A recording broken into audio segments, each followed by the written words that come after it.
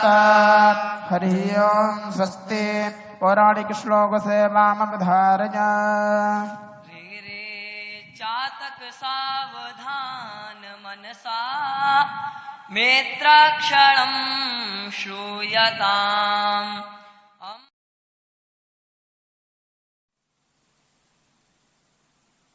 भगवत चिंतन के अतिरिक्त अनावश्यक होने पे कुछ और चिंतन नहीं करना चाहिए। प्रयास करे कि न हो, क्योंकि जो भी आप देखेंगे, जिसकी वृत्ति बनेगी उसकी चर्चा कर रहे हैं। तो उसमें या तो आपको गुण बुद्धि होगी और या आपको उसमें विपरीत बुद्धि होगी। दोनों स्थितियों में चित्त की वृत्ति भगवदाकाराकारित वृत्ति से स्खलित होगी। भगवदाकाराकारित वृत्ति से स्खलित होना साधक के लिए उत्कृष्ट नहीं है। आप किसी काम को देख के लगेगा आपको ये अच्छा काम हो रहा है, आप निर्णय करेंगे ये बुरा हो रहा है। लेकिन कौन किस मनोवृत्ति से कर रहा है ये आपको कैसे पता चलेगा कि इसके इस कार्य करने के पीछे मनोवृत्ति क्या है? और जब तक मनोवृत्ति का आपको भान या ज्ञान नहीं है तब तक उसकी निंदा या प्रशंसा दोनों ही असमीचीन है। इसलिए न निंदा की दृष्टि रखो, न प्रशंसा की दृष्टि रखो। भगवान के प्रति अपनी वृत्ति लगे रहे, भगवदाकाराकारित वृत्ति ही रखो। संसार के समस्त व्यवहार और व्यापार भी भगवदाकाराकारित वृत्ति के सहित करो। माम अनुस्मर युध्यच।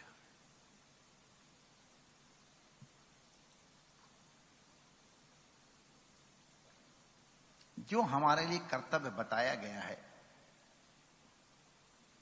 मालिक की प्रसन्नता के लिए हमको वो करना है। पठानकोट आश्रम में हम प्रातःकाल टहलने के लिए जाते हैं। वो एक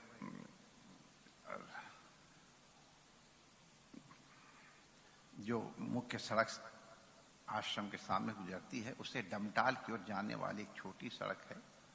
उसमें प्रायः करके वाहन नहीं आते हैं और बहुत हरा भरा है। हम लोग प्रायः उसी मार्ग से टहलने जाते हैं। एक दिन हम प्रातःकाल टहलने जा रहे थे और हमने देखा सड़क से कुछ दूर आगे ही एक ट्रक खड़ा हुआ है सीधा। तो हमने सोचा कि भाई ये तो सड़क है, कोई आके खड़ा हो गया होगा। लौट के आके देखा तो वो ट्रक उल्टा पड़ा था।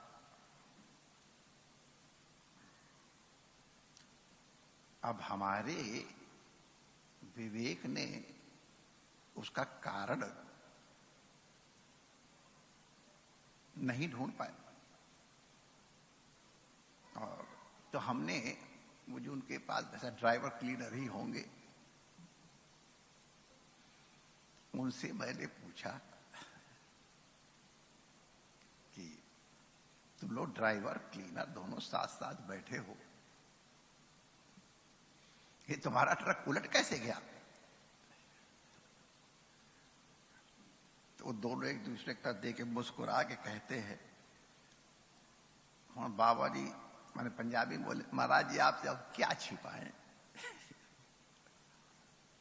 हम तो मालिक के आज्ञा में चलने वाले हैं।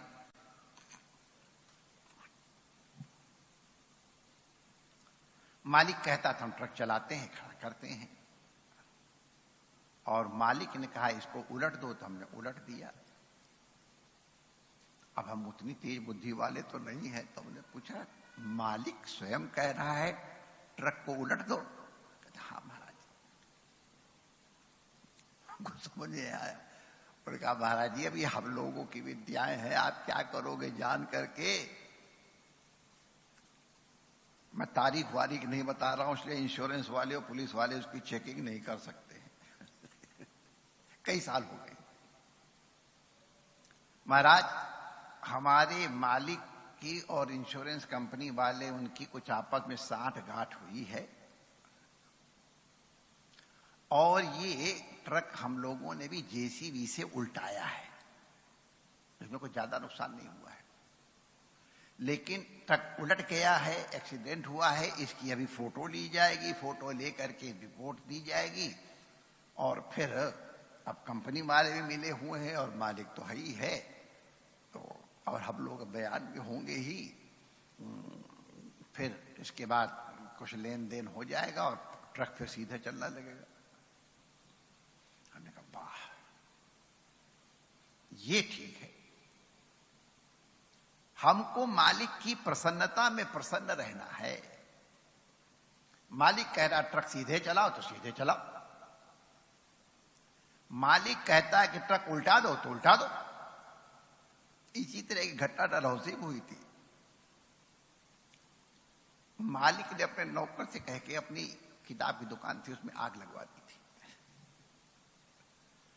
अब मालिक कह रहा आग लगाओ, तो नौकर कहेगा हम तो नहीं लगाएंगे, ड्राइवर कहे हम तो नहीं उल्टाएंगे, तो मालिक का नौकर थोड़ा हुआ।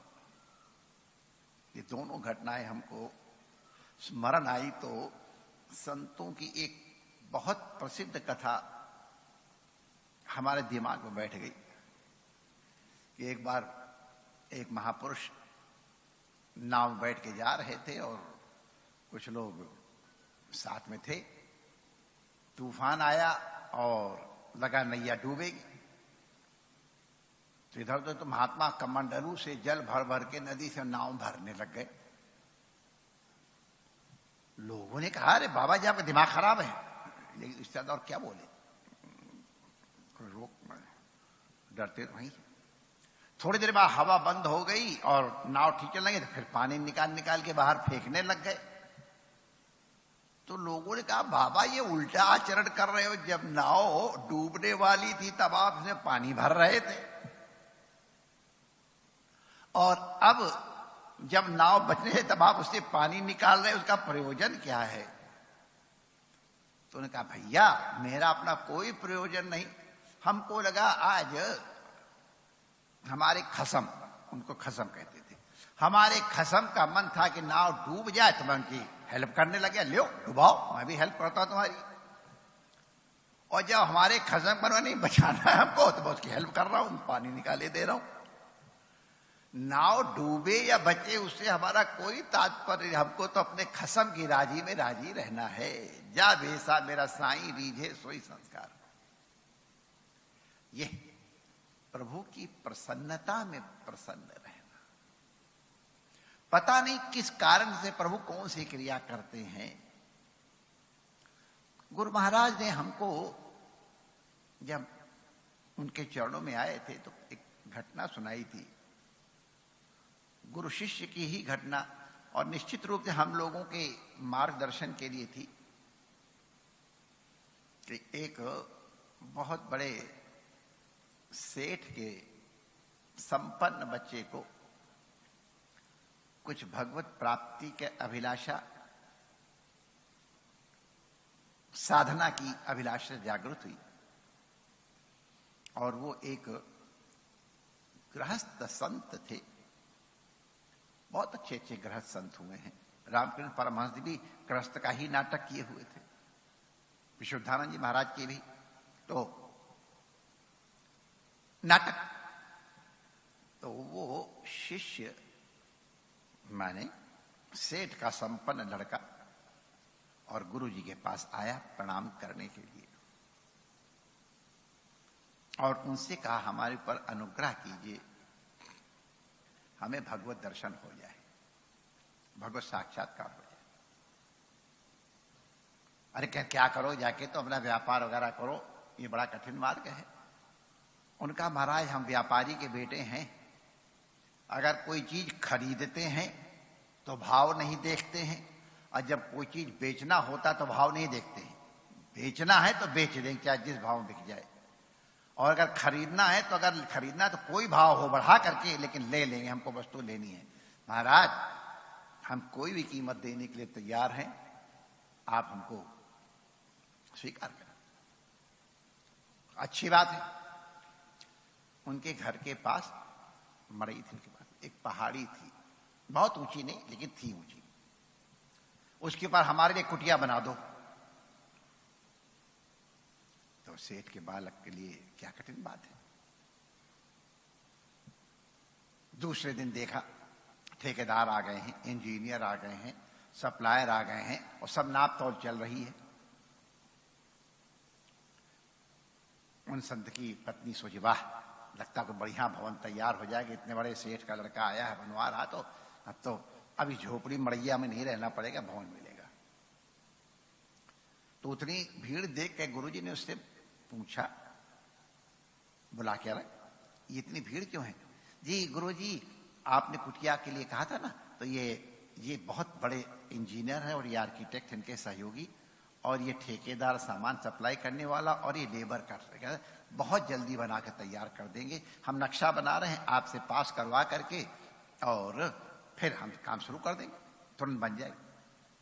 बड़ा प्रसन्न था कि गुरुजी बड़े खुश होंगे। उन्होंने कहा अच्छा अब तुम इन लोगों को भगा दो यहां से।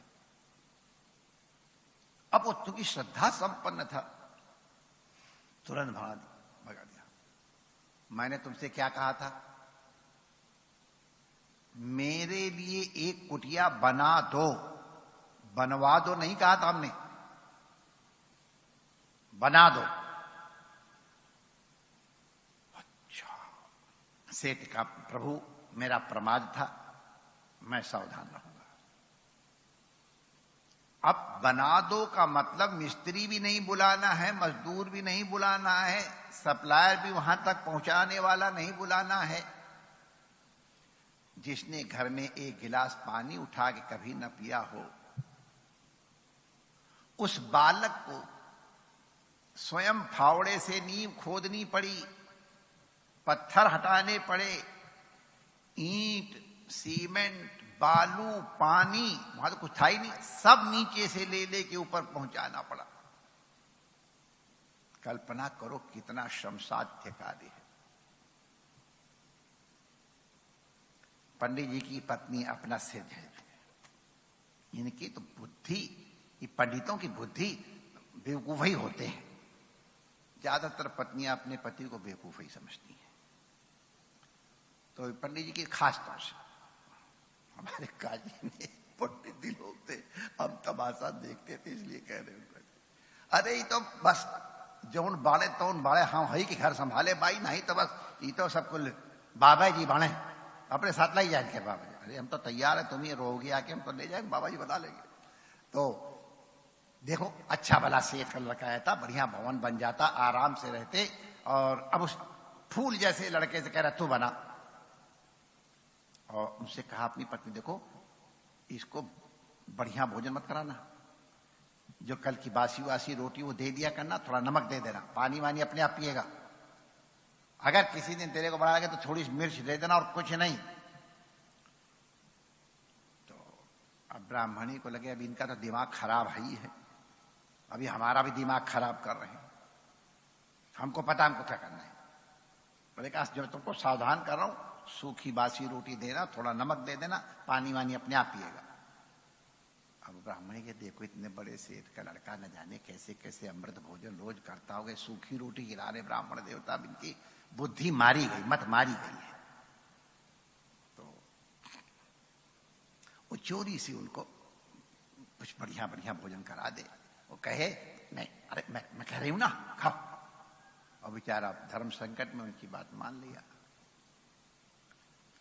पूरी कुटिया बन करके तैयार हो गई। कितना श्रम लगा होगा आप लोग कल्पना भी शायद न कर पाओगे, क्योंकि इसने कभी कुछ किया ही नहीं और उसने सब कुछ किया। मजदूरी भी की, बेलदारी भी की, मिस्त्रीगिरी भी की, सब किया। कुटिया बन के बढ़िया तैयार हो गई तो गुरुजी आपकी कुटिया तैयार हो गई।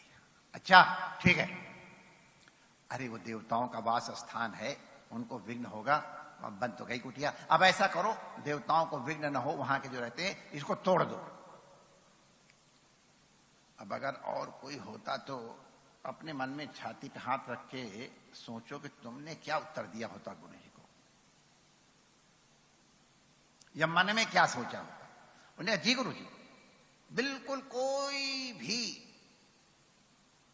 पीड़ा नहीं, पूरा का पूरा बना हुआ नया नया मकान गुरुजी ने देखा तक नहीं, तोड़ा और सब सामान पर उठा लाना, देवताओं का वास फिर वैसे ही कर देना। उन्हें फिर नींव खोद खाद करके, नींव बराबर करके, घास लगा के उसी तरह कर दिया। गुरुजी देवताओं का स्थान पुनः खाली हो गया। अब गुरुजी रोने लग गए, बेटा आज तेरा कल्याण हो जाना था, लेकिन तेरी गुरु माता ने तेरे संग दुश्मनी की है। अरे गुरुजी आप क्या कह रहे, माता जी ने कहना, उनको पता नहीं। तुम्हारे कुछ बड़े कठिन प्रारब्ध थे, उन प्रारब्धों को मुझे भुगवाना था। जब तक तुम इस प्रकार का कष्ट सहन नहीं करते वो तुम्हारे प्रत्यवाय निवृत्त नहीं होते। आज तुम्हारे समस्त प्रत्यवाय निवृत्त हो गए थे, आज ही तुमको अनुभूति हो जाती, लेकिन तुम्हारी गुरु माता ने जो तुमको बढ़िया बढ़िया भोजन कराया हमारी आज्ञा के विरुद्ध, वो परिग्रह तुम्हारी ऊपर लद गया। अब तुम्हारा कल्याण तो होगा, लेकिन अब एक जन्म तुमको और लेना पड़ेगा, ये जो तुमने प्रतिग्रह स्वीकार किया है। अब सोचो माय डियर, ये गुरु महाराज ने हमको एक कथा सुनाई थी, इसको किसी भी प्रकार से कई प्रकार से विचार कर सकते हो। गुरु जी का कार्य प्रायः हर समझदार आदमी को लगेगा क्रूरता का कर्म है, लेकिन उनकी कितनी करुणा थी ये किसी को कहां दिखाई पड़ेगी। गुरु पत्नी का कृत्य ये दिखाई पड़ेगा कितनी दयालु है, कितनी वात्सल्यमयी है, लेकिन उसका परिणाम क्या हुआ, वो वात्सल्य एक और जीवन का कारण बन गया। गुरु की कृपा, कठोर कृपा किस प्रकार से उसके प्रारब्ध के परिमार्जन में हेतु बनी, अब ये उनकी करुणा प्रातीतिक रूप से कहां दिखाई पड़ती है। इस दृष्टि से माय डियर, कोई निर्णय अपनी बुद्धि से मत करो। न जाने कौन किस भावना से कौन कृत्य कर रहा है, ये आपकी बुद्धि का विषय नहीं है। आप अपनी निंदा और स्तुति दोनों से बच करके डारी आपनी ढेकुली, सींचो अपना खेत। जो तुमको भगवान ने उत्तरदायित्व दिया है, पढ़ाने का तो पढ़ाओ, पढ़ने का तो पढ़ो, साधना करने का तो साधना करो, सेवा करने का है तो सेवा करो, व्यापार करना है, जो नौकरी करनी है, कार चलानी है, कार पे बैठना है, कोई भी कर्तव्य जो तुमको दिया गया है, स्वकर्मणा तमभ्यर्च, जो तुमको उत्तरदायित्व दिया गया है उसको भगवत अर्पण बुद्धि से करते हुए सिद्धि विंदति मानवः, मनुष्य को सिद्धि की प्राप्ति होती है। अरे सिद्धि क्या है? साधन सिद्धि राम पद नहीं हूं। ये छोटी मोटी सिद्धियां तो संत लोग वैसे ही तिरस्कार, उनका तिरस्कार शब्द पता नहीं अच्छा है कि नहीं, माने उनको स्वीकार नहीं करते। हाँ ये ठीक है, उनको श्रेष्ठ नहीं मानते। तुलसीदास जी तो कहते हैं कि अगर सिद्धि है तो भगवान के रघुनाथ के, रमण बिहारी के, सदगुरुदेव के चरणों में अखंड प्रेम हो जाए तो ये सिद्धि कैसे मिलेगी? भगवान के, सदगुरुदेव के चरणों में अत्यंत प्रगाढ़ प्रीति हो जाए तो भगवान के चरणों में, गुरुदेव के चरणों में प्रीति करो, यही साधना है। तो प्रीति करना साधना भी है और प्रीति होना सिद्धि भी है। इस दृष्टि से स्वकर्मणा जो भी उत्तरदायित्व तो हमको दिया गया है, कोशिश करे कम से कम अहंकार की भावना आवे। ना आवे तो सर्वोत्तम है, लेकिन जितनी न्यूनतम आवे उतना उत्तम है। प्रभु की प्रसन्नता के लिए अगर ट्रक को उल्टाना है तो हम ट्रक उल्टा देते हैं, और ट्रक को सीधे चलाना तो चला देते हैं। प्रभु समर्पित बुद्धि से प्रभु की प्रसन्नता के लिए समस्त आचरण, तदर्पिता अखिलाचारा, जितने भी हमारे आचरण हैं, काम, क्रोध, लोभ, मोह, सब, ये सब के सब कृष्णार्पण हो जाएं, यही साधना है और यही सिद्धि है। परमात्मा आप सबका मंगल करे। सभी महापुरुषों के चरणों में प्रणाम है। आचार्य जी सहित ऋषि कुमारा को वंदन है, और आप सबका आमने सामने बैठे हुए मंगल कामना करते हैं। जय श्री कृष्ण।